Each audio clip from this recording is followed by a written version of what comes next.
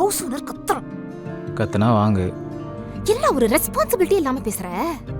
ஏன் இத்தனை மாதம் நான் தானே பே பண்ணேன், இந்த மாதம் நீ பண்ணு. உன்னை ஒரு மேன்னு நினைச்சேன், நீ ஒரு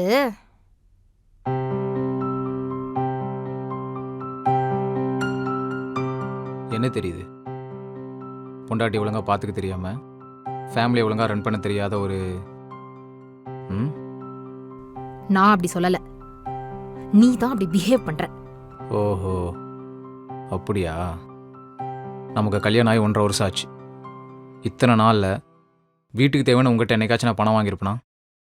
இனிமே வீட்டுக்கு ஆகிற செலவில் 1 மாதம் நீ பாரு, 1 மாதம் நான் பார்க்குறேன். அப்படி இல்லையா, ஆகிற செலவில் 2 பேரும் ஷேர் பண்ணிக்கலாம். ஓ, எனக்கு பண்றதுக்கெல்லாம் கணக்கு பாக்குற இல்ல? ஆமாம் ஆமாம். அப்போ இனிமே எல்லாமே அக்கவுண்ட் தான் இல்ல? ரிலேஷன்ஷிப்ல எல்லா அக்கவுண்ட்ல வருதுன்னா அப்ப பெட்ரூம்ல ரிலேஷன்ஷிப்போட வேல்யூ தெரியுமா உனக்கு? பாரி, ஒருத்தருக்காக ஒருத்தர் சாக்ரிஃபைஸ் பண்ணணும், ஒருத்தர் விட்டு கொடுக்காம இருக்கிறது தான் ரிலேஷன்ஷிப். கரெக்டு தான். ஒருத்தருக்காக ஒருத்தர் சாக்ரிஃபைஸ் பண்ணணும், ஒருத்தர் விட்டு கொடுக்கக்கூடாது. ஆனால் இதெல்லாம் என்னைக்காவது நீ எனக்கு பண்ணியிருக்கியா? பவி, எனக்கு ஒரு 10,000 கேஷ் வேணும். உனக்கு எதுக்கு அவ்வளோ கேஷ்?